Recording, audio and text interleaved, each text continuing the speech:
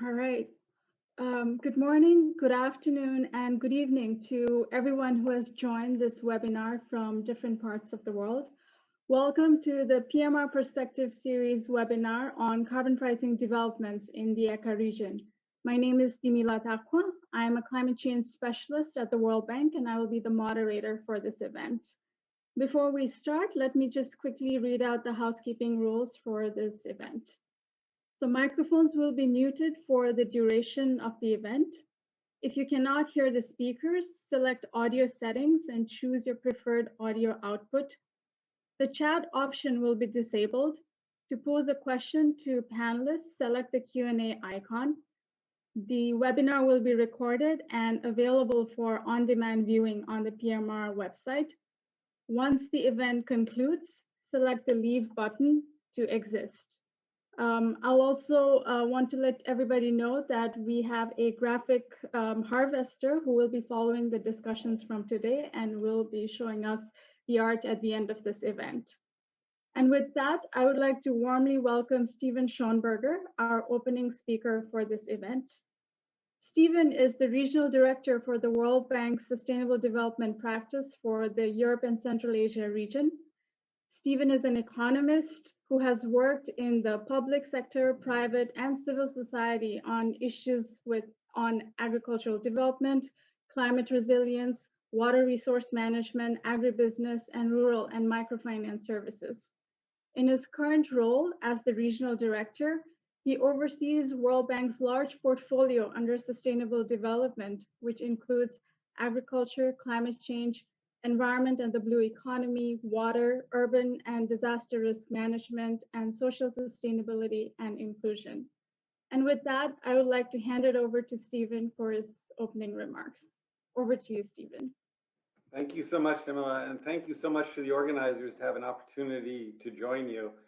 It is always a privilege to be able to hear from our partners in the countries we're working with to get their perspective, because they are the ones who guide us in terms of how we improve what we're doing and become better at supporting countries in this critical agenda. The program for market readiness has been so important in the ECA region. Almost 10 years of activity already, which is extraordinary, and has really helped to position countries to be ready for what's coming now, which is the huge increase in focus on climate, on NDCs, and obviously going into Glasgow. So I think it's really the right thing at the right place at the right time. Obviously the work that's been done, including the modeling work, the work on supporting countries in developing emissions trading systems, MRV, et cetera, has been just the right kind of support. It's pragmatic, it's focused, and it's something that countries can work with in a space that often is dominated by so much discussion, but not enough practical tools to support countries in taking the agenda forward. Obviously, the Europe and Central Asia region has a particular interest and importance for this. The European Green Deal has set the pace globally in terms of emissions reductions, targets decarbonization, broader green economy development. And so the PMR is obviously an excellent instrument for countries to work with to prepare themselves, including for the potential carbon border adjustment mechanism, which if it comes, of course, will put increased pressure on countries to integrate emissions trading systems and other mechanisms in order to remain competitive for the European market, but then increasingly globally. So again, if we're going to ensure that the green transition is one that creates as a net result more jobs and more opportunities, the types of mechanisms that are being supported under the PMR and the PMI going forward are absolutely essential. It also couldn't come at a better time in terms of the World Bank's own engagement in the climate space. Those who have been watching what's happening with the World Bank at our spring meetings recently heard the President Malpass launch essentially our climate change action plan update, which will be finalized in the next month or so. And it really sets a much higher ambition of the World Bank's contributions to the climate agenda with partner countries in terms of both our own financing of climate relevant activities, but also in terms of our support in doing the analytical work modeling and other things to help countries make decisions on their own development pathways, both as an overall economy, but also within each of the key sectors that either face challenges in terms of mitigation or adaptation. In addition, a number of countries, including some of the countries that we'll be speaking today, are countries where we're hoping to do the first round of climate change development reports, which will be efforts to support countries in really thinking through that overall development challenge and the sectoral priorities in terms of a climate lens and how they can contribute and how the needs in terms of growth and poverty reduction can be combined seamlessly with a climate agenda. So again, in those countries that have engaged with the PMR, we are so well positioned, both at the overall and at the sectoral level to take that forward. So again, it really was visionary having this in place. And of course, it feeds in so nicely into countries as they consider their NDC ambitions going into Glasgow. So it's given additional input. I have to say that I've had the opportunity over the last few months to participate in either workshops or discussions with senior officials from many of the countries involved in PMR, Ukraine, Turkey, Kazakhstan, others. And systematically, there has been a strong appreciation for the program. And perhaps most importantly, what I've recognized is that each of the participating countries has come away with a sense of their own capacities and expertise in this field. This is not about World Bank work. This is about the World Bank and other partners supporting countries to become the true experts in this area. And I think that's going to be part of the excitement of what we'll hear today, is how these countries have really become leading edge practitioners that can help other countries in the world to develop their own market-based mechanisms for working with decarbonization. So this, again, right thing, right place, right time. So with that, I think the exciting thing is to hear from our partners and from other experts. So I'll turn it back to you, Timala. But again, thank you for organizing this and for this opportunity to participate. Thank you so much, Stephen, for those words and setting the scene for this webinar. Indeed, these are very exciting times for us at the World Bank, as well as we've come up with the new climate change action plan. And also by the end of the year, like the ECA region itself will also have its own action plan as well. So very exciting times ahead. And we are very grateful to hear from you as well on how PMR has been helping to influence the dialogue. And with that, I would like to now introduce Michael Mealing, who is a household name when it comes to the field of climate policy and carbon pricing. Michael is the deputy for the Center for Energy and Environmental Policy Research at MIT and a professor at the University of Strathclyde Law School. Michael's research and advisory work addresses different aspects of climate policy design and implementation, including emission leakage and border carbon adjustments. And with that introduction, I hand it over to you, Michael. Thanks very much, Tamila, for the kind introduction. And of course, to the World Bank Group, to the PMR for inviting me to present on this rather hot topic right now, namely the European CBAM, the Carbon Border Adjustment Mechanism. I'll spend about 15 minutes giving a bit of an update on what's happening in the EU and some very early and largely speculative thoughts, because we really don't yet know what the design of this instrument will be for the ECA region and specifically for 3 countries. Next slide, please. So I've grouped it in roughly 5 different segments. First of all, briefly explaining for those who are not familiar with this policy instrument, what is a border carbon adjustment? CBAM is a border carbon adjustment, a brief definition, looking at how the policy development stands currently in the EU, focusing in on some specific design elements which will have or may have implications for the ECA region, and then also looking a little bit, stepping back, looking a little bit at the bigger picture, namely around the world. This is not the only, let's say, noise coming from different countries about using this policy tool. Next slide, please.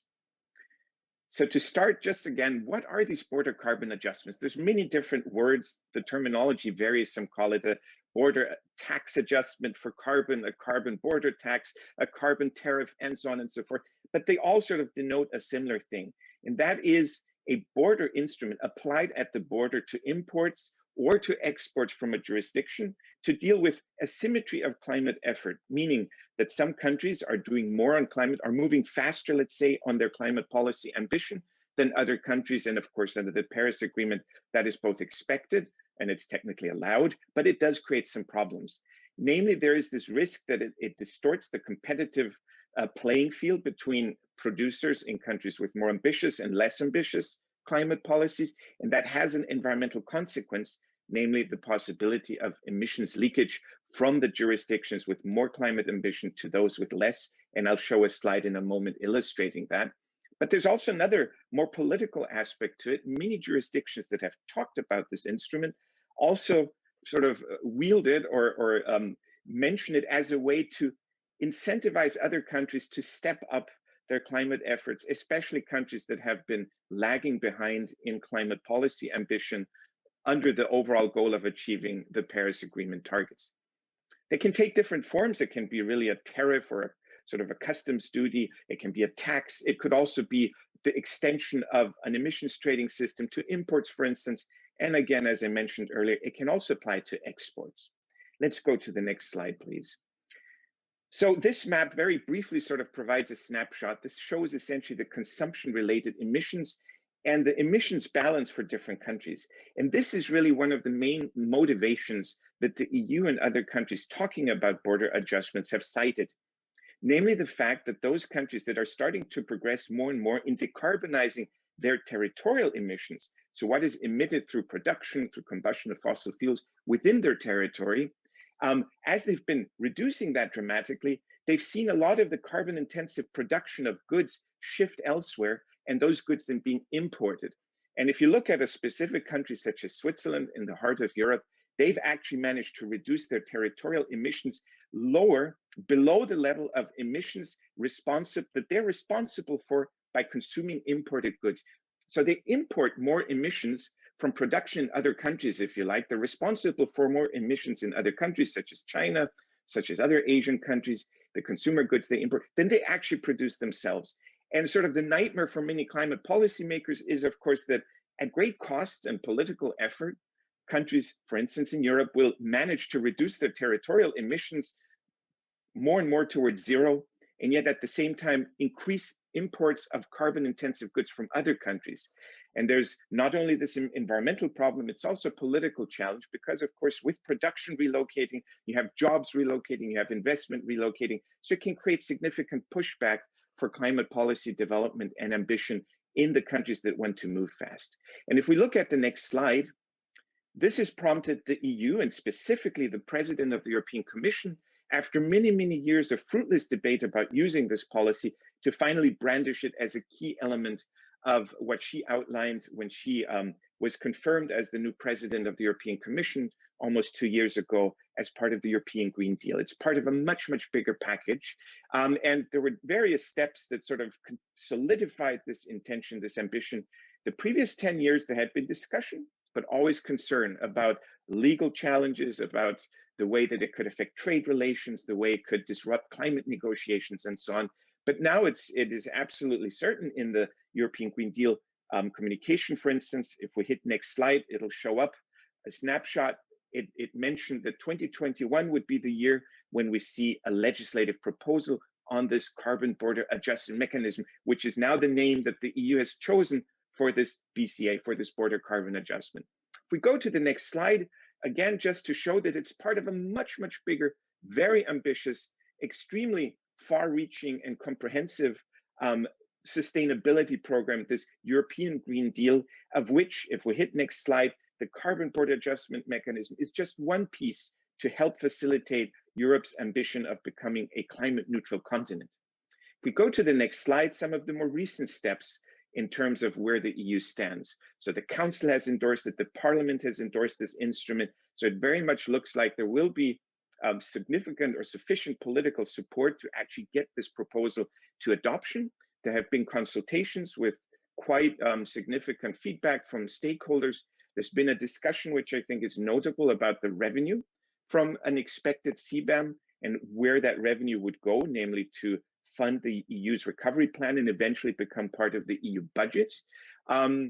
There's also been a resolution just a month and a half ago by the European Parliament, which is quite interesting and politically not an easy debate, with a last minute surprise about a specific detail. But anyway, it shows that there's momentum behind this in the EU.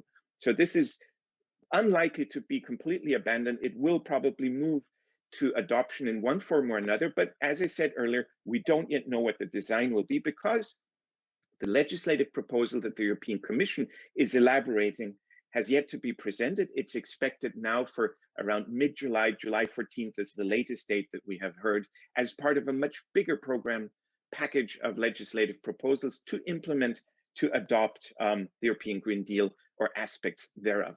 Let's look at the next slide, please. This is very speculative, again, without a proposal and without being able to anticipate how complex the political negotiations in the institutions will be, and also potentially with trade partners outside the EU. This is, of course, still speculative. But if you look at the EU ETS, the emissions trading system, in its timeline, this could be one way that the CBAM political rollout could occur. So there's this expectation that we will have a proposal this year. There might be a revised proposal, given that there are differences of opinion on the content, on the design of the instrument. But the intention that the Council, which is probably the most important body, but also the Parliament, have endorsed is to have it in place by 2023, to have it operational, probably as a pilot phase with narrow scope, upstream basic materials such as cement and clinker, maybe fertilizer, maybe iron and steel, maybe electricity even.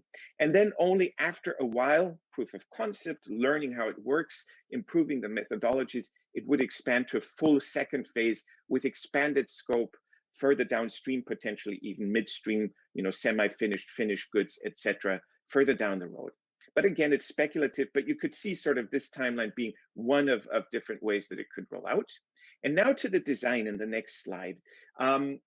It's very, very complex to unpack a CBAM. There are about 9-10 different design elements for which a choice has to be reached. For those who really want to dive very deeply, we have two roughly 60-70 page reports with the European Roundtable on Climate Change and Sustainable Transition.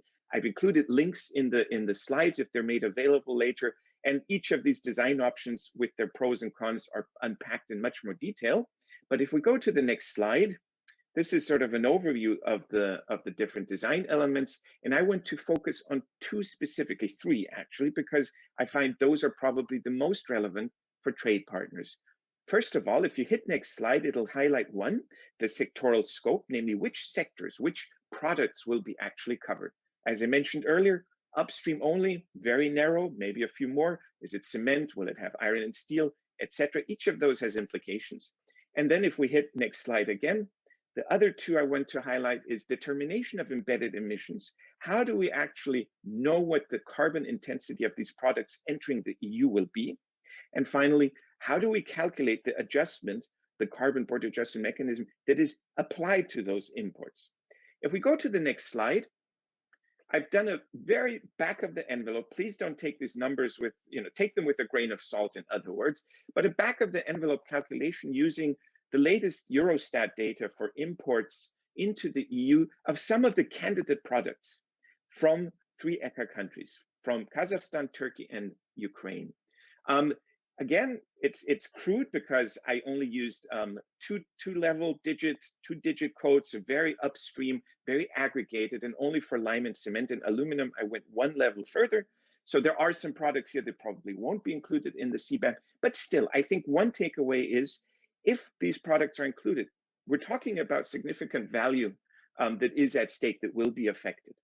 And if you also use average carbon intensity, and as I mentioned earlier, the EU is likely to use some sort of default value because it's very hard to have the individual product's exact carbon intensity for each shipment from each producer. So they may use as a default just the global average carbon intensity, say, of cement.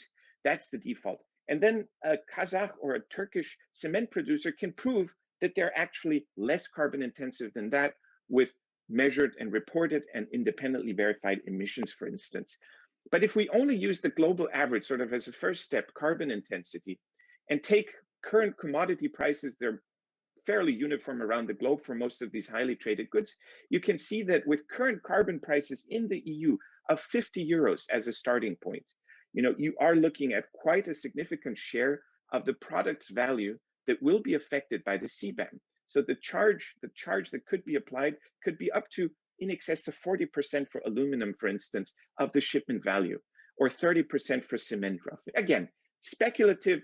A lot depends on the design, on the carbon price in place, on market prices for the goods, etc. But this gives you a sense that this is serious, and it really should prompt countries that are exporting to the EU to think about the consequences. Next slide, please. However, as I also mentioned, the design will probably allow to reduce this carbon border adjustment mechanism duty, if you like, compliance obligation. As I mentioned, the EU will likely start with a default value. Let's hit next for once, please. That would be sort of the highest. Let's take really the global average carbon intensity is the starting point. But if producers can prove that they're cleaner, next slide, please, that will already reduce the burden that they would face when entering the EU. And if in addition, the country from which the product originates already has climate policies in place, especially a carbon price, next slide, please, and that is credited by the EU, which is to be expected because it is very likely to be required under WTO law, it will further reduce the compliance obligations. So next slide, please, again. And if the EU furthermore were to implement some sort of rebate for exports, you could actually see the overall revenue from the CBAM decline quite dramatically, potentially even become negative, as some German economists calculated.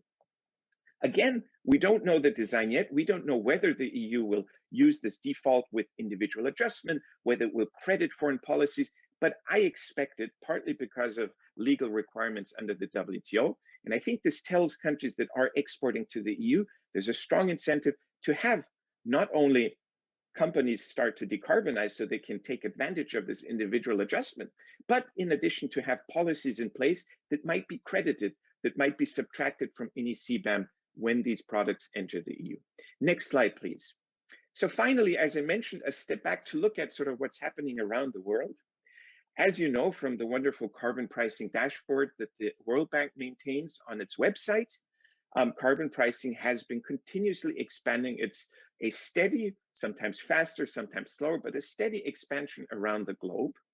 And especially in jurisdictions that are contemplating or are rolling out carbon pricing, but also other ambitious climate policies and ambitious NDCs, you have seen an increase in consideration of measures to deal with leakage, including carbon border adjustments. So if we hit next slide, we start with the EU, of course, where it's the most advanced, where we are expecting a legislative proposal in only a few months. But it's also very likely, next slide, please, that Switzerland and the UK, especially if the UK links its national ETS to the EU ETS, Switzerland already has done so, that they will follow suit and have a similar instrument in place for any imports that reach their jurisdictions under this broader sort of carbon pricing cooperation framework.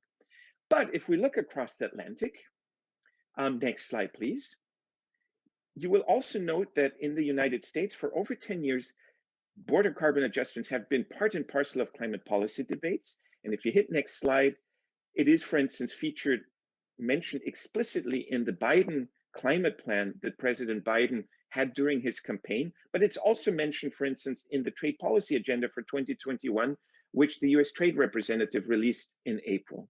Next slide, please. Then if we look north from the border to Canada, next slide, please. There also we've seen discussion of this. Catherine McKenna has talked about it a few years ago. There's been other rumors. And very recently, as the Canadian budget was released, next slide, please, it's mentioned in part on one of the pages of the budget for 2021 that the government will launch a consultation process on BCAs. And that's essentially how it started in the EU as well. So there's a good chance that we will see a Canadian BCA process start, or at least there is prospects that that will start. And again, next slide, please. Then looking south of the border in North America, next slide, please, to Mexico. Next slide, please. The nationally determined contribution of Mexico, which was updated just a few months ago, mentions, and already the first INDC mentioned that back in 2015, that there was consideration of tariffs for carbon content. Unclear exactly what this would mean, but from some policymakers such as Rodolfo Lassi, who used to work at the Ministry of Environment in Mexico, we know that there have been discussions to potentially use this instrument to protect Mexican industry against carbon leakage. All right, and next slide, please. So that's interesting because we see the debate not only being within Annex 1 countries, but also moving to other middle income countries. And if you look to Asia, for instance, Singapore, next slide, please, in Southeast Asia, had raised this issue before the WTO, asking for a discussion about it.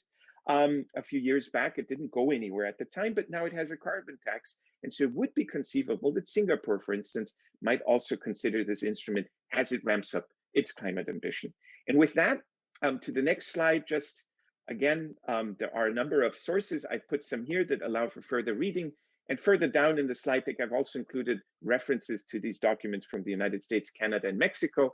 But with that, I conclude my presentation and hand back to Timila. Thank you very much. Thank you so much, Michael, for such a rich presentation on the overview of BCAs and the implications in the region. I learned a bunch of new things here. For example, very exciting to see that this discussion is also beyond the European continent as well. So that's very exciting. And also the individual adjustment and policy crediting. I think that would be of really great interest to countries around the region. At this time, I would like to remind folks tuning in that, if you have questions, please feel to use the chat box and put your questions in. We will be getting to them as soon as we get through the panel session. But yes, please do enter the questions in the chat box. And with that, I would like to start with our panel discussion segment of this event. For this panel discussion, we have Olga Yukimchuk, who is the head of the ETS Implementation Division at the Ministry of Environmental Protection and Natural Resource in Ukraine. Olga was responsible for the very complex MRV establishment in Ukraine and currently works on its operationalization. We also have Engin Mert from Turkey.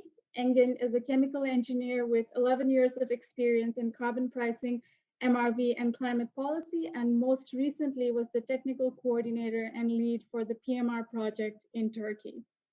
And finally, we have Jan Willem van de Ven, who is the head of climate finance and carbon markets at EBRD. Jan Willem is also a member of the senior climate advisors of the joint MDB working group on the implementation joint MDB working group on climate change, a member of the Katowice Committee of Experts on the Impacts of the Implementation of Response Measures, and a member of the consultative group of the Task Force on Scaling Voluntary Carbon Markets. And with that introduction, Olga, let me first turn to you. So if you can share some of your brief reactions to Michael's presentations and any updates you can share with us with Ukraine's ETS development approach. Olga, over to you. Good morning, everyone. Afternoon, evening for those who are far from European continent. Thank you for inviting me and trying to participate in such, as was said, hot discussions on CBAM, that is to be in the EU and the Green Deal. Pleasure always to be with the PMR and trying to be a part of this series from different perspectives of this workshops. I will share some insights and feedback on the presentation by Michael, but I think I'll start first with the presentation and somewhere in the middle I will give my reactions. First slide, please. So as we know, yes, around the world, there are so many initiatives on climate change and so many documents. And of course, Ukraine is in that climate framework. We are part of the UNFCCC, Kyoto Protocol, and Paris Agreement, as well as Ukraine is a contracting partner to the Energy Community and Energy Charter Treaty. And the differentiating point is that Ukraine has an association agreement with the European Union, which was signed back in 2014. Next slide, please. And of course, having such an intensive policy developments around the world and joint initiatives, there's no way that Ukraine wouldn't be reacting on that on the national level. So we have a couple of strategic documents adopted by the government of Ukraine to react on those worldwide policies. Most of them are so far until 2030, such as state climate change policy concept and an action plan to implement it. One of the longest strategies is the low emissions development strategy of Ukraine, which is until 2050. And a couple of other strategies, such as a national economic strategy, transport strategy, and energy strategy. And recently, more than a year ago, we have adopted 2 key laws, which is on MRV and ozone depleting substances and fluorinated gases. Also, we don't stop there. We continue developing national legislation, national policy, and there are more plans on developing and adopting a national energy and climate plan until 2030, as well as an action plan on energy efficiency and renewable energy. And of course, as many of the countries, we are currently in the process of developing our second national determined contribution, which is now going under the consultations with stakeholders. Next slide, please. And talking about the second draft NDC, yes, we have developed already a draft. There were a couple of scenarios, and so far the scenario proposed by the ministry is an economy-wide net domestic reduction of 65% in GHG emissions by 2030 compared to 1990s level. And the coverage is all GHGs not controlled by Montreal Protocol. And the sectors covered is the energy, industrial process and product use, agriculture, LULUCF, and waste. However, this NDC is currently still a draft and going under the process of consultation. So as soon as we finalize, we will see if we keep the proposal of the ministry at the level of 35% or equal change. Next slide, please. And reacting on what was said by Michael and telling more about what is in Ukraine with regard to Green Deal. Of course, I think for all of the countries, it looks as an external factor, which definitely has different opportunities and threats, and any government should be in a place to formulate priorities on how to address such opportunities and threats and create mechanisms to work with them. From Ukrainian perspective, we see 3 key blocks that are critical at this point to understand and move forward with the Green Deal. First, I think it's a dialogue with the EU. We need to initiate and go with a structured and regular dialogue with the EU, and not just Ukraine, but I think many other countries as well, since the EU still has many questions on how the CBAM should look like. I think as in any process of discussion and involvement of stakeholders when building any instruments, you need to talk, you need a dialogue, you need to understand what others think, you need to understand where they stand and how they react on one or other instrument.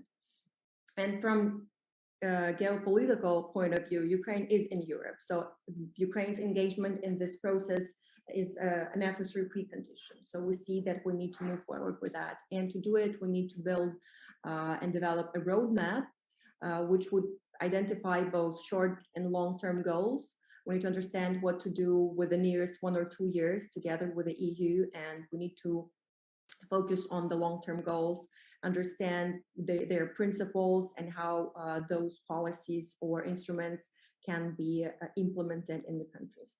And obviously, any instrument or any policy has financial sides. We need to understand how the implementation will be achieved, how this will be done. So financial planning is critical, and Ukraine started discussions on financial planning at the level of state budget, but is also looking at the existing funds that could support introduction of different carbon pricing instruments. Next slide, please. Together with the EU Green Deal, the 2 key documents that triggered or drive the decisions and approaches on introduction of carbon pricing instruments in Ukraine is the Paris Agreement and the EU-Ukraine Association Agreement, where we have certain commitments on establishing an ETS in Ukraine. Next slide, please.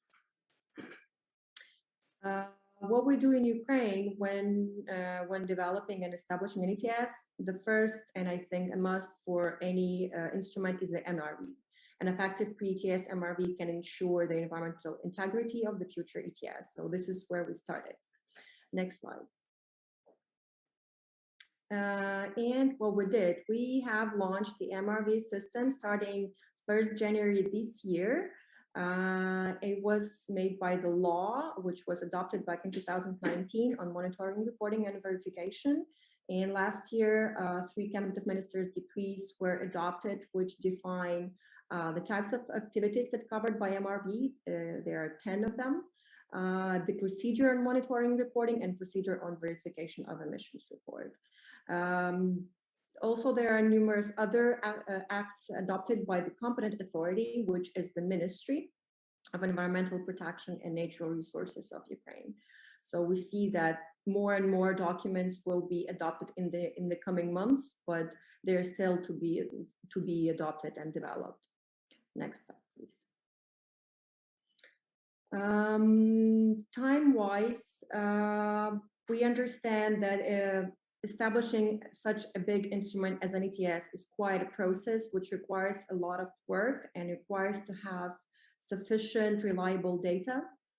So given that the system has started running this year, and the first emission reports, verified emission reports, will be available only in March next year, we see that we need at least 3 years of data from the MRV that would be the basis for development of future ETS.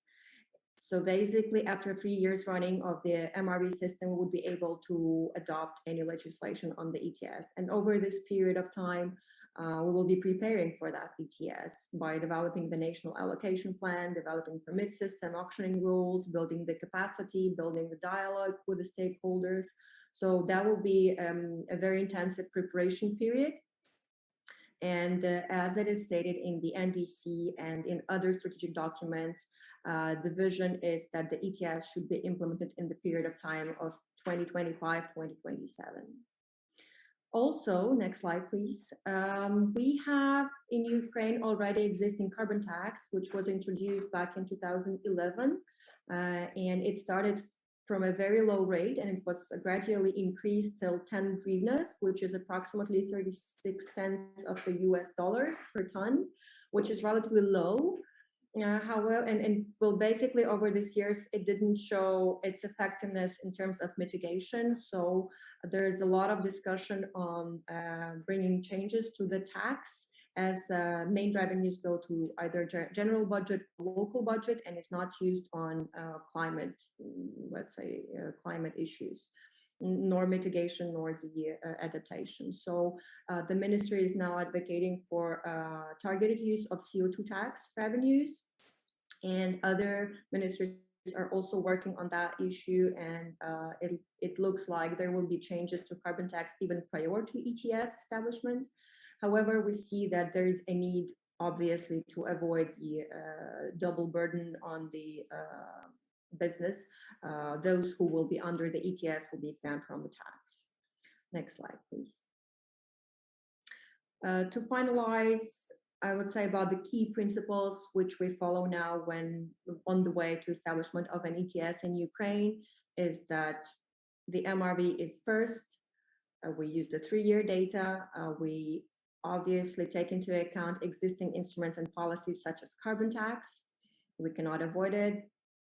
And of course, the international context, it does make some pressure, and it does pushes us to go and move forward with those instruments. And when building an ETS, we should take into account those that context and those obligations that we have taken internationally.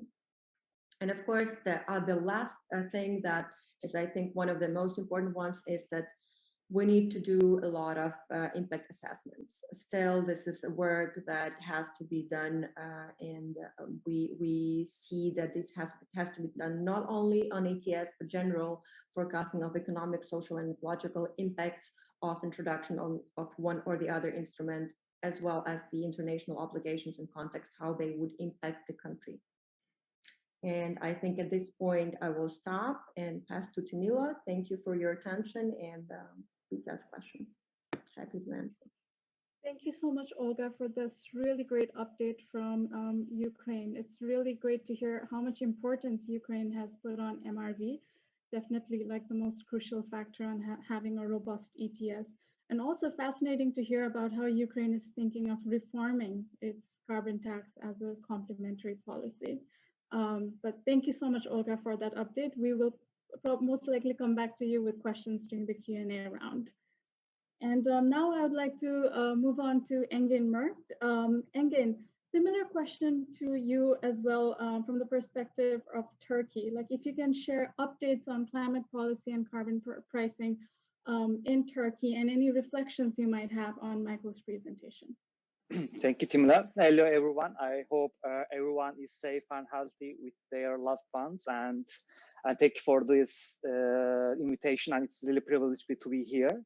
On Michael's presentation, he already showed that Turkey has a very high trade volume to EU, and we have a very strong relationship with EU throughout the history. So any policy development in EU would definitely have impact in Turkey, and whether it's a CBAM or any other unrelated policy development. And while EU's border carbon adjustment is still under discussion and timeline and technical details are yet to be cleared, some countries or may even expect that it won't come to life because of the international trade rules and etc. But also Michael already showed that some other and also other academics has discussed CBAM is coming sooner or later. Along with the EU, other countries already showed some political will to implement CBAM. So countries which are criticized for their failures to meet climate change targets and mitigation targets and lack of carbon pricing in their jurisdictions have to be ready for this. I think they have to be ready for this. Next slide, please. And before giving an update on carbon price, maybe it's good to remind Turkey's emissions. And in 2019, the total emissions were over 5 million tons of CO2, and all sectors have an increasing trend from base year 1990s. And energy and industry have the highest increasing trend. But latest available data shows that there is a decrease trend in all sectors except agriculture. And this data shows is from 2019, so we did not see the impact of the COVID-19 on the emission inventory yet. So in the next years, we may expect some decrease trend on the overall emissions, but nevertheless, Turkey has an increasing trend in overall emissions. Next slide, please. And this slide is taken from the study is done by the Turkish Industry and Business Association, Prof. Erinç Yaldan and his team.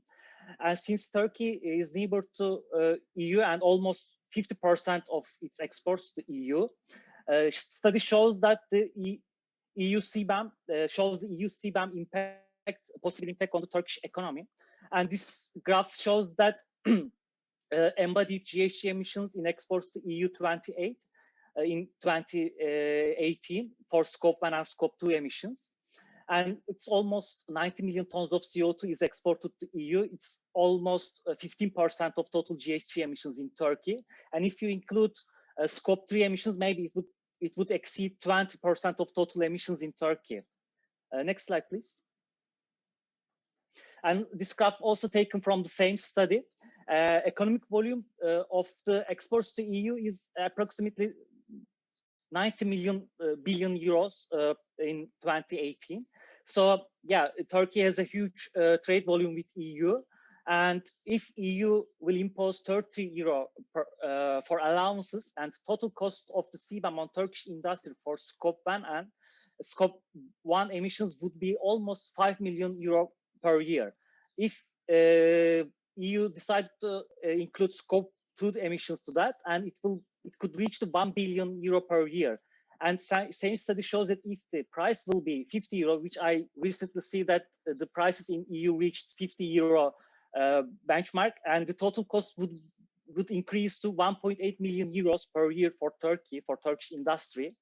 And also graph shows that the CBAM would have an impact on automotive, machinery, textile, cement, iron and steel, and food sectors, which are the strongest sectors in Turkey. They are the driving force of the economy in Turkey. So if a CBAM will come through, and expectation, this study shows that 1 billion cost would be definitely passed through the Turkish industry, Turkish private sector. Next slide, please. And yeah, of course, Turkey tried to develop its carbon pricing element, and actually carbon pricing related discussions in Turkey has almost 10 years of history. And maybe by chance or its impact of the PMR has been implemented in Turkey for almost 10 years. Turkey shows willingness to implement carbon pricing in 2011. However, it's not realized, but in National Climate Change Action Plan, Turkey set clear timeline and targets for carbon pricing implementation. And also, Turkey unfortunately hasn't ratified Paris Agreement yet, but still in the INDC, Turkey has stated its intention to use carbon credits. And I believe that, into my knowledge, Turkey is still in the progress of updating its INDC. And as everybody knows, that the MRV is a core of any carbon pricing instrument, and Turkey is adopted MRV regulation in 2012 and in operation since 2015. So almost 50% of total emissions in Turkey is covered by the MRV regulation, and Turkey is monitoring the 50% of its emissions with a concrete MRV system, which is very similar to EU MRV, almost for 6 years. But after the Green Deal, we have seen some concrete developments from Turkey. Last autumn, for example, a regulation for renewable energy certificates scheme was adopted, and it could be seen as an important regulatory step for MBI implementation in Turkey. Also, it's worth to mention that under the PMR Turkey, we already analyzed the applicability of the green certificates and all other MBIs. And I would like to think also these studies under the PMR, maybe not directly, but provide good discussion environment to develop these MBIs, and by increasing the capacity or providing discussion platforms for the stakeholders. And last but not least important development was the announcement of the Environment Minister at the beginning of this year. He declared that Turkey will adopt the climate change law with a mitigation target, and our willingness to implement an ETS as a mitigation to achieve Turkey's INDC targets. Next slide, please. And also, lastly, I'll present the PMR Turkey program, which I believe that has a huge impact on carbon pricing discussions in Turkey. We successfully completed the PMR program in Turkey and achieved very valuable outputs, analytical modeling results, capacity building activities, communication activities. And it started to summarize all studies done under the PMR for 10 years, but just to summarize latest studies done in the last 2 years.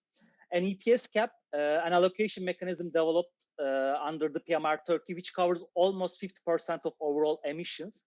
And this ETS, planned ETS based on the robust MRV system, which is operational for almost 6 years. A clear roadmap for development for ETS was already described in that studies. A very detailed and almost ready to implement climate change law with a target, mitigation target, a ETS bylaw and offset regulation were developed under the PMR studies. And unfortunately, as I mentioned, Turkey still have hesitations to ratify Paris Agreement, but in order to trigger this process, analytical studies on Paris Agreement, economic models for Paris Agreement Article 6 were conducted, and we submitted those reports to the climate change discussion platform under the government. And also technical infrastructure and software infrastructure is ready for ETS implementation. A registry for installations is already developed. A simulation tool for capacity building activities is developed under the PMR Turkey. And last but not least important study was the communication activities, of course. We started communication activities like TV programs, press releases, newspaper articles for carbon pricing, and it drew huge attention from the private sector. Lastly, I would like to thank World Bank and PMR Secretariat for all these studies and their contribution to PMR Turkey program on the behalf of the PMR Turkey team and the Minister of Environment and Urbanization in Turkey. Thank you. Thank you so much, Engin, for that update from Turkey. It is indeed really exciting to hear about this climate change law announcement like early this year. So there's a lot of hope, and we're very also gratified to know that PMR provided the platform to help this dialogue to continue in Turkey. So thank you so much, Engin. Thank you. And with that, I would like to welcome Jan Willem. Jan Willem, so EBRD has been such a fantastic partner to the World Bank during the PMR project. We would really love to hear from you. Also, reflections on Michael's presentation, and also from the perspective of an MDB, what are some opportunities and challenges you see in the region as both MDBs, World Bank, and EBRD move forward on this agenda? Thank you, Mila. Thank you very much, and also thank you to World Bank for hosting me at this great event. And as you know, I've been always a big sponsor of the PMR because at the time that these climate markets were in decline, you took the courage and the initiative to carry it forward. And now we live in a completely different world where we see yesterday in the EU emissions trading scheme, the price are going up to 50 euros per ton, which is, let's say, if that trend continues like that, will be a very important policy driver going forward. So let's say before, I want to pull the discussion a bit wider than the CBAM, which is obviously something that instills maybe a bit fear in some countries. Let's say and talk a bit to the why climate markets are important. And so one of them is that it's an important policy tool to keep the emission reduction efforts or the meeting of the NDCs cost efficient. And together with the World Bank and IETA, we did last year a study, and we basically demonstrated, well, all based on simulation, but there's evidence that by trading we can achieve same goals at a much lower cost. I think increasingly important, it's also an ability for countries to, and for project sponsors like in the corporate sector, to engage on risk management. Yeah, so you set your NDC target, but maybe when setting your NDC target, you're not entirely sure you meet the target. So you always set the target a bit less than if you would have mitigating instruments like trading. And so I think it also in that NDC ambition perspective, it plays an important role to encourage the uptake of ambitious NDCs. Furthermore, it encourages international cooperation, like here today. And importantly, and that applies to both climate finance and carbon market and overall climate policy, it facilitates the uptake of robust MRV and accounting. And then the last but not least is it basically changes the market conditions so that the private sector can come in and undertake these private sector investments. And I think that's a key one, because en route to the Paris objectives, we need to mobilize the private sector at scale. And here the climate markets can offer perspective on how to bring them in on a commercial basis. Next slide, please. So, so we discussed a bit on CBAM, but there are lots of developments at the moment, and I touched on just a few of those, and I think the presentations probably will be shared later. But one of them is, of course, that we now have a global carbon market scheme for aviation. It's called CORSIA.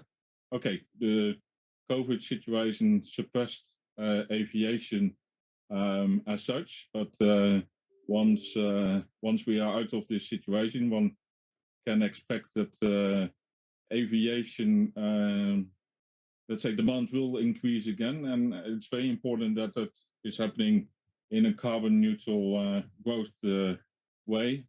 But we also in the financial market see aspects like the TCFD, the Task Force on Climate-Related Disclosures, all the pledges that corporates are making as to net zero and carbon neutral. And of course, there's a lot of work still to be done as to making it more precise what we all mean with those. There's, again, the message here, there's a lot of movement on all these chapters, and carbon markets play a role in all of these discussions. Next slide, please. So as EBRD, whilst we have been working very closely with PMR and other parties, such as the NDC partnership, we also have engaged ourselves on policy dialogue. So we have been working on carbon market developments in Kazakhstan, Turkey, and at the moment we're doing a scoping study in Uzbekistan. And what we increasingly find important is to bring these carbon market elements into the discussion when talking about long-term strategies and sector-based roadmaps, NDCs. That conversation really needs to intensify in order to show the perspective and let's say cost-efficient solutions, particularly in the current fiscally constrained world. We also work very closely with the joint MDB work group on Article 6 and our joint work on the task force on scaling voluntary carbon markets. We are very active in the development of tools and guidance and standards, and one of them is a digitalized MRV. And then what as EBRD we particularly want to do is all these policies also eventually need to be delivered through investments. And here we try to blend all of these carbon pricing elements in programmatic approaches that we are developing. For example, we have a renewable energy facility in Kazakhstan where we look into carbon aspects in relation to the emissions trading scheme, etc. I come back to that a bit later. Our latest is a high impact program for industry where we will help the industry to improve their climate governance, as well as then bringing in how they can improve their carbon transition risk management vis-a-vis carbon pricing developments. Next slide, please. So this is an example, and it's ongoing. As Olga knows, in Ukraine, we're supporting currently the update of the NDC. It's a lot of work. And here we try to bring in the elements around Article 6, the ETS and so on, so that it is duly recognized in the nation's climate planning. Next slide, please. And then in Kazakhstan, as I said, we're working together on the Kazakh emissions trading scheme. We're particularly looking into the environmental integrity. I think that's going to be key. And we should be able, eventually, in the accounting of the emissions, that all our effort is leading to realizing the reduction targets. If we can't do that, then let's say then the system is dead on arrival. So this is going to be very important. And as I said, at the moment, at the request of Uzbekistan, we're looking into the carbon market instruments. And that should advise also the ambition in terms of NDC and let's say green economic development.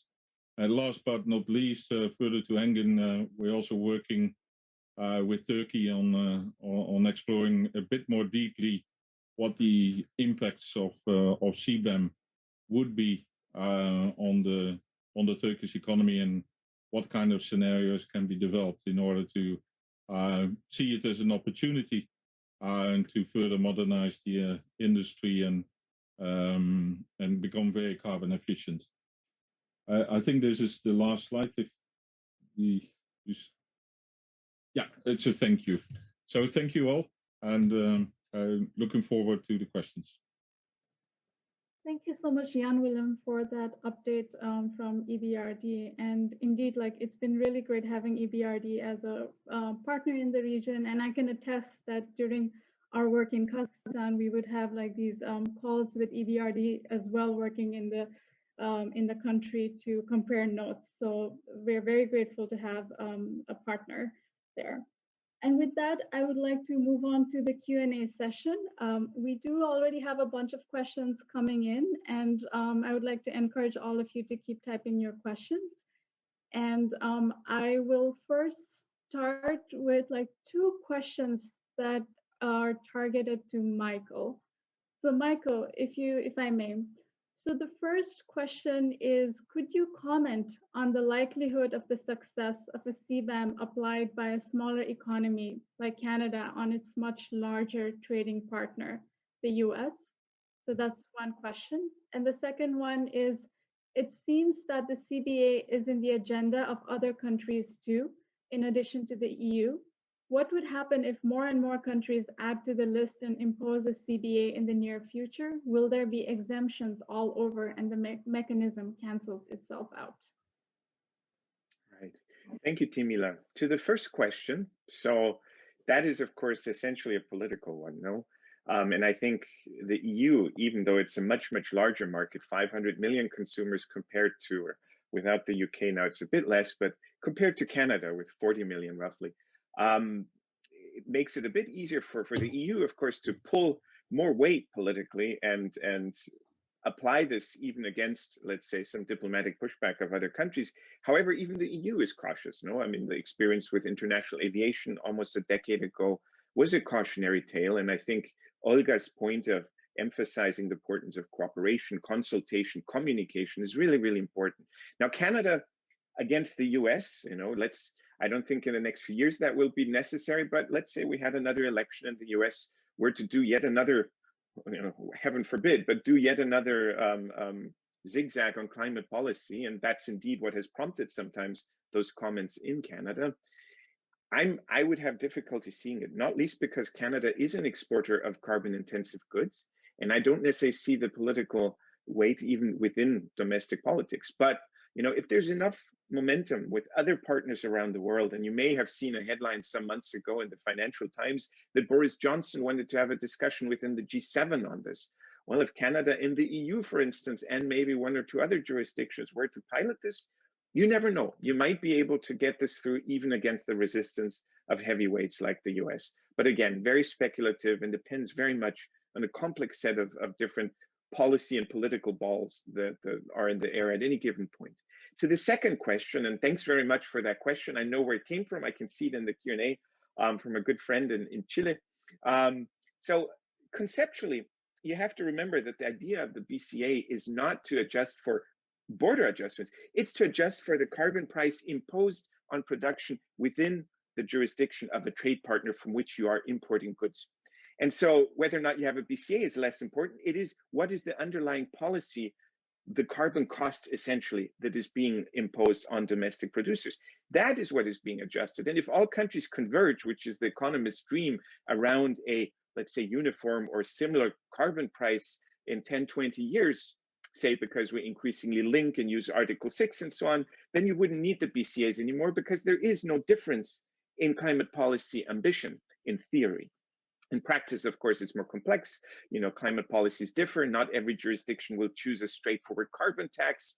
And then there's also questions, how do you take into account policies other than carbon pricing, for which you'd have to try to calculate some sort of effective or implicit carbon price, if at all, which is methodologically challenging. But again, to your question, so it's not so much whether many countries have BCAs, it's whether they have carbon pricing. In that case, indeed, it would cancel itself out. The UK and the EU would be a good example. If they have linked carbon pricing systems and equal carbon prices, there is simply nothing that has to be adjusted for. Thanks, and back to you. Thanks, Michael. Let me look at a couple of other questions. Okay, Olga, here's a question for you. So how is Ukraine planning to address the carbon tax in the Ukraine ETS? Will it be kept as a price containment measure, or will it be gradually taken out of the scene? Thank you for a question. Good question. I think it's a concern for many. But the key thing is that there's no way that the ETS can cover all sectors. So obviously the tax has to be reformed, and those who would fall under the ETS, they will be exempt from the tax, because the double burden on the business is something that should not take place. So the vision is that the tax will be reformed in such a way that those that would fall under ETS will be exempt, but the sectors that are not under ETS, they will still be under the tax. Currently, there are, I think, up to almost 20 initiatives, legislative initiatives in the parliament regarding bringing changes to the tax. They are all different. They relate either to changes to the use of revenues or changes to the rates, to the coverage. So they're quite different, and the parliament has to come up with one single idea and comprehensive approach on how to reform a tax. But there's one more thing that is not yet there, is the legislative initiative on the ETS, which will definitely bring more changes to the taxation legislation in Ukraine. So that's it briefly. Thanks, Olga. Olga, there's another question for you, and this is from Daniel, who asks, do you see much discussion among policymakers in Ukraine on CBAM, and do you think it motivates taking action? Yeah, there's quite a lot of discussion on CBAM in Ukraine. One of those who's leading the process is the Vice Prime Minister on European integration. She's leading the process on discussion of the CBAM. We already have established a group, interagency group, where we have key stakeholders, ministries like Ministry of Finance, Ministry of Economy, Energy, Environmental Protection. And this group has already had a couple of sessions in order to discuss the issues of the CBAM. We have business coming out and providing their concerns and talking about the situation. And of course, these discussions have really strongly triggered the discussion on ETS and its establishment in the country. But I think this has come more from a political discussion to technical. If the situation with MRV was more technical and then it went political together with the ETS, here we have a different situation, because we understand that the CBAM is something that we have to be engaged in from, as I said before, from geopolitical perspective. We are in Europe, and the green Europe cannot be fully green without Ukraine becoming green. So this is something that we have to take part in, and politicians, they're really highlighting this issue and trying to find ways from a technical point of view, and trying to make planning to make impact assessments and see how Ukraine can go through with the engagement process with the Green Deal. Thank you so much, Olga, for those clarifications. And Engin, so we have two questions for you. So the first one is, what about the transparency of MRV data in Turkish MRV system? Does relevant ministry have any plans to share the installment level data like in the EU ETS? So that's the first question. And the second question for you is, do you expect fundamental changes in the climate law expected to come to the agenda of the Parliament of Turkey? Will it be different than the climate law prepared during the PMR project? Thank you, Timur. Thank you for the questions. I would like to clarify my situation. I'm not still working with the PMR Turkey, which has come to end in Turkey. So I cannot speak on the behalf of the ministry. But regarding the second question, the transparency of the data, which is under the MRV system in Turkey, which is verified by the third-party verifiers, and this third-party verifiers is accredited by the national accreditation body. So yeah, this data is transparent, but the public availability of the data is another question, and this should be, I cannot comment on that, but data is transparent, and the data calculation and monitoring method is almost same as the EU methodology, EU MRR methodology. So data, the collected data could be transparent and accurate, seen as, but the availability is another question. And regarding the climate change development, law development in Turkey, during the PMR process, we developed climate change law with wide range of stakeholders, including academics, NGOs, private and public sector representatives, and with almost 50 to 70 focused roundtable discussions. It was a very intense feedback period for us. So we collected all feedbacks and we tried to reflect all feedbacks of the stakeholders to the climate change law draft text. But and the draft text is all submitted to Ministry of Environment, and after that it's legal process. And now Ministry is now working on this text, and I honestly don't know what will be the revisions on the text, and there will be or not. But we will see when it's come to public hearings and also a public viewing. But we already collected all feedbacks from the stakeholders, so I believe they will be reflected to the final text. Thank you so much, Engin, for answering those questions. We have a question which maybe, it's on CBAM, but would be great to hear from other panelists as well if there are any perspectives on this. So the question is, what is the expected impact of CBAM on global oil and gas markets? Maybe Michael, you can start, and anybody else would like to chime in. Happy to, and I think everybody will have valid points on this. So first of all, border carbon adjustments haven't yet been discussed very seriously for fossil fuels per se, because fossil fuels tend to be, the consumption of fossil fuels tends to be already covered by some climate policy, energy taxes, carbon taxes, regardless of where the fossil fuels come from.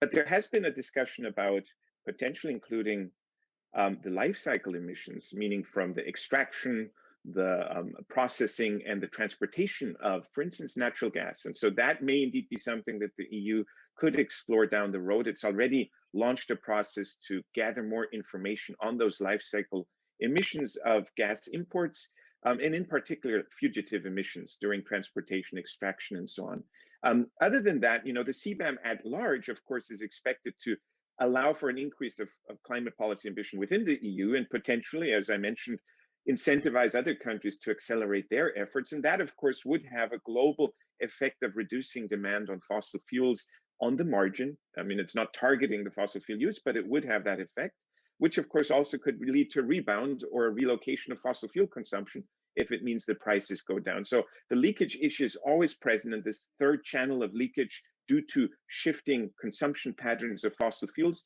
is yet another challenge that has to be dealt with, and is not easy to deal with. Even the BCA cannot tackle that. Jan Willem, please go ahead. Let's say, obviously, gas as gas per cubic meter has a lower carbon content. So you could see some coal to gas substitution or oil to gas substitution. But I also take the point of Michael that the kind of overall gas impact also needs to be taken into account. And we see that if you would take the fugitive emissions of some countries into account, then some gas resources are just as carbon intensive as coal. So I think that is, so we need, all these aspects need to be weighed and then see how, or at the point of conversion into energy or materials, what then the CBAM effect on that would be. And of course, you also get the demand substitution. So if some of these commodities can't find a way to the, let's say, the old markets, they may find a way to other markets where there's lesser climate concern. So, and that's a bit hard, I think, to model. But everything needs to have a start, and I think at 50 euros per ton, whilst originally there was not so much concern about leakage or a loss of industry and productivity. Of course, at this type of price levels, these concerns become quite serious, and therefore, let's say, it may start moving. Of course, the best thing is for every country to consider carbon pricing as a very essential element of its NDC implementation, as we all need to contribute to resolving the issue. And that would be the best scenario. So CBAM is the second best in this sense. Thanks, Jan Willem. Would anybody else would like to chime in on this? Maybe I can just add a few points to that. I believe that more technological developments, especially electric car developments, would have more impact on the especially oil prices, because I just recently read a study on electric cars, and it will be expected to a same price level as the fossil fuel cars in 2025 or between 2025 and 2030. So probably the developments in the electric cars and electricity consumption has higher impact on the oil. And regarding the gas and other issues, I agree with Michael and Jan William. Yeah, thanks. There's one more question, which I think I'll open it up to all panelists. So the question is, how can one account for existing emission tariffs from countries subjected to CBAM in EU, where the carbon tariffs are set using accounting methodologies that may end up differing from CBAM tariff methodologies? Again, I'm happy to start, but it's a difficult question. And I think it's a difficult one, not only for us on the panel, but for the European Union to tackle. Because when I mentioned that, ideally, in theory, a border carbon adjustment would be based on the actual carbon intensity of the product entering the EU, not some global average carbon intensity or some other default value, the actual carbon intensity. And the EU probably has to let, in order to comply with WTO law, foreign producers to demonstrate voluntarily their actual carbon intensity, what MRV methodologies and processes would be applied. And of course, the EU has a monitoring and reporting regulation and similar legislation on accredited verifiers, etc. But will it require foreign producers to observe exactly the same rules that European EU ETS compliance entities observe? Or will it be a bit more general, a bit more flexible, let's say? Again, WTO law, for instance, has discussed this in some of the case law, suggesting that it has to be done in such a way that it's not a disproportionate burden on foreign producers. So one could probably imagine that because MRV standards tend to have a common origin in IPCC guidelines, ISO standards, and so on, that there might be a little bit more of a, let's say, an eclectic basket of MRV approaches that will be considered sufficiently robust to demonstrate carbon intensive products, such as, for instance, the Greenhouse Gas Protocol or ISO 1464 and so on. And I expect maybe some flexibility, but Jan Willem seems to have hopefully agree, maybe disagree, or something else on the topic. Well, it's very probably clear, like in any new development, there will be different approaches, and look at the number of methodologies in the CDM and in the various voluntary standards. But I think the key one here is that it's not only this, as I wanted to say in my presentation, it's not only CBAM, it's also the changes that are happening in the financial sector, and things like the TCFD and the EU taxonomy. All these systems put some norms and standards as to carbon accounting eventually, and that will help.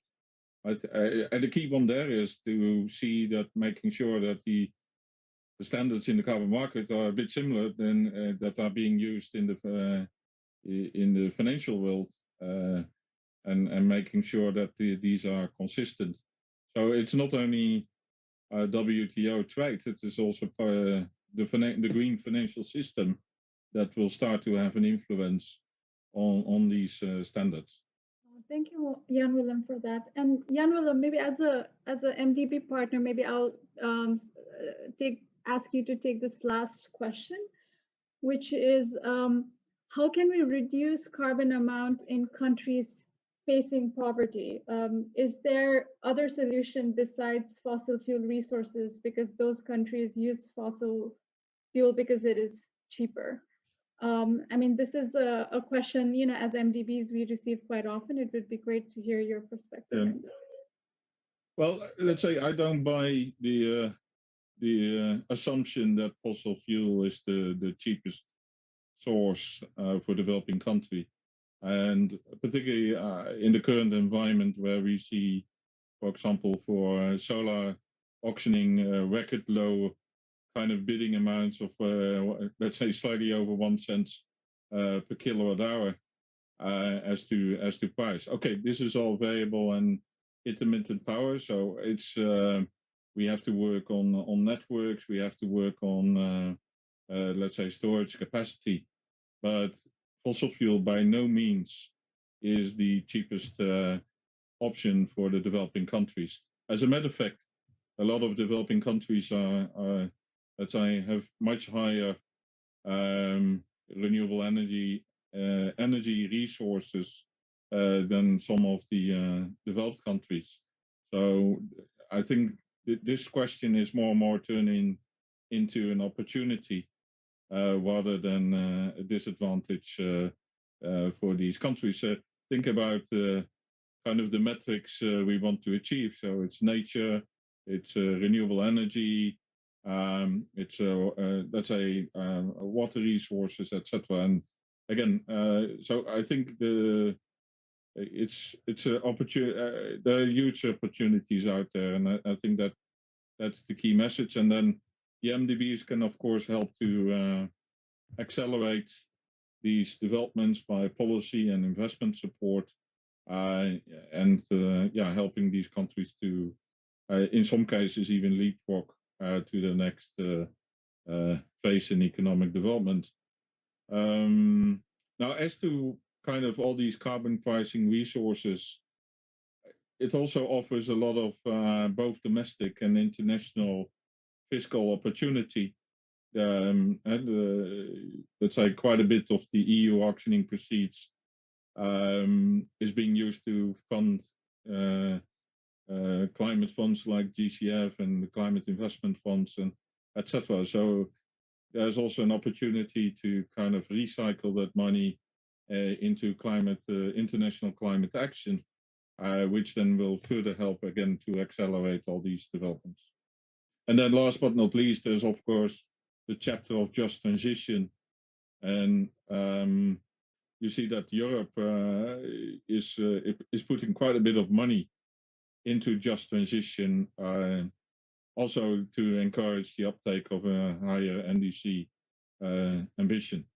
Yeah, so that I think are all so positive factors, I think, in this accelerated transition. Thank you. Thank you so much, Jan Willem. I think those are really excellent points for every one of us to keep in mind. And I really liked your framing that it is an opportunity. Yeah, it also reminds me of how climate change is, I guess, framed right now in the US context as well. Like, you know, it's an opportunity for green jobs. So that is definitely very helpful. And with that, I'd like to end the Q&A session, and I would like to request Fernanda, who has been our graphic harvester for this event, to kindly protect what she has captured from this meeting. Thank you so much, Fernanda. I think this is really great. We will also be posting this in our website as well, along with the recording of this event. And with that, I would like to now move on to the concluding remarks of this event. I would like to welcome Venkata Pudi, Program Manager at the World Bank and the head of the PMR.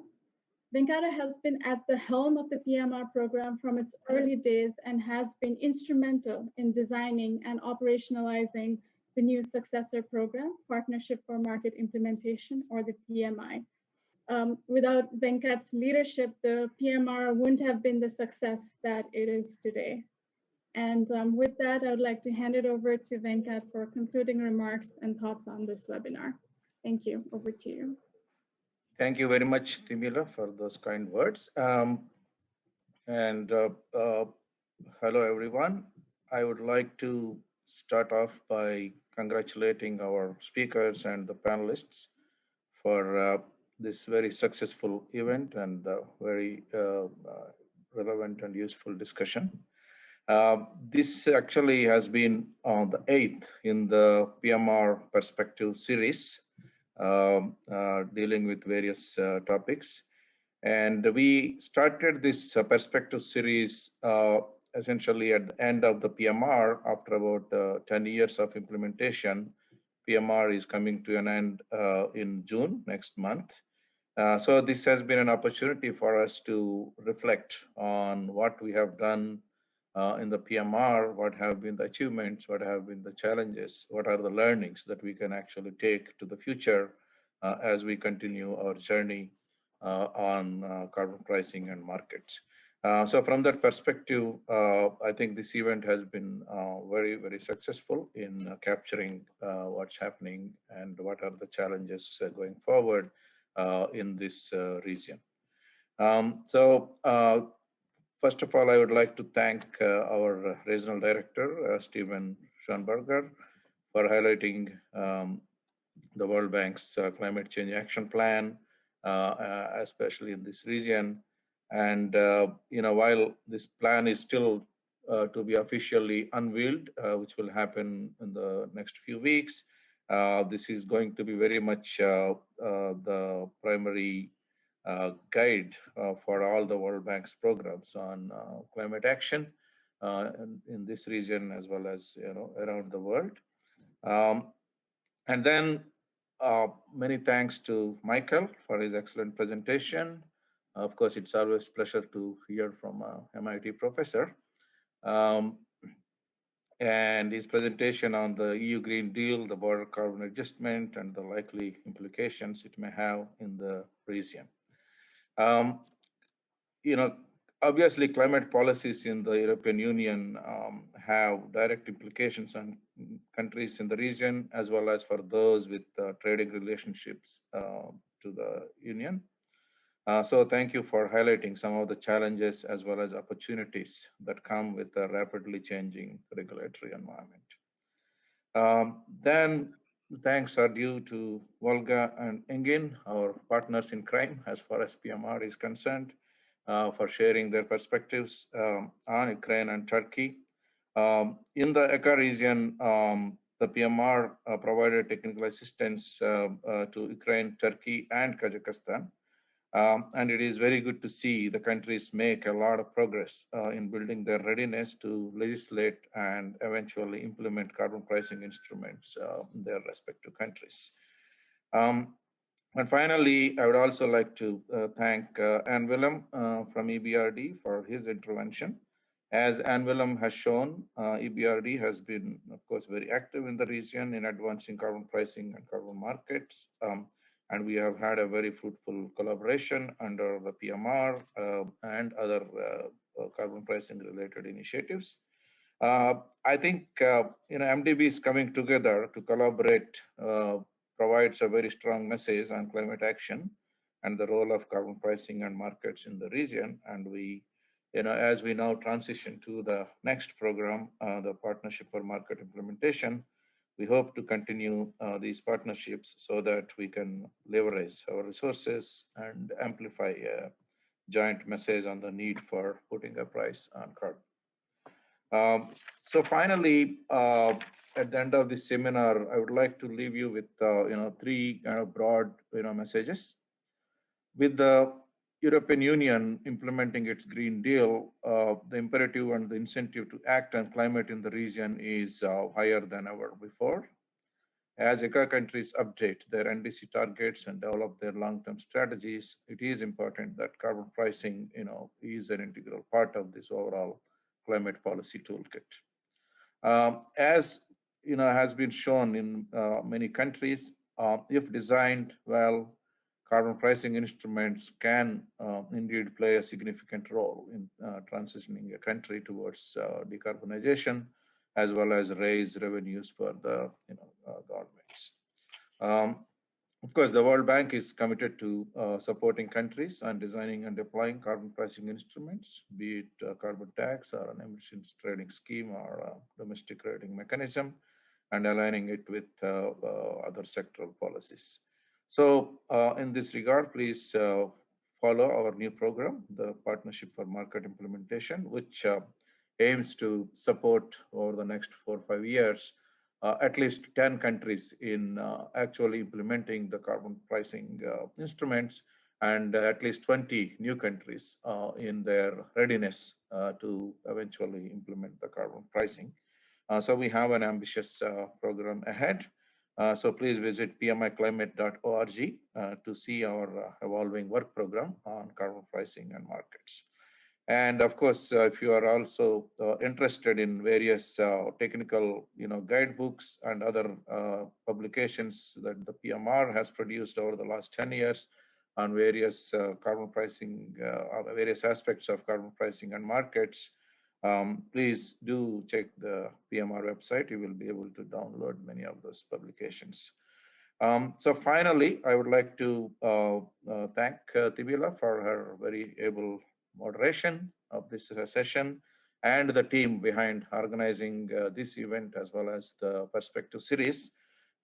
Because so far we have had, as I said, 8 events and we have 3 more to go. But so far this has been an enormous success from our perspective. So thanks to the team behind this.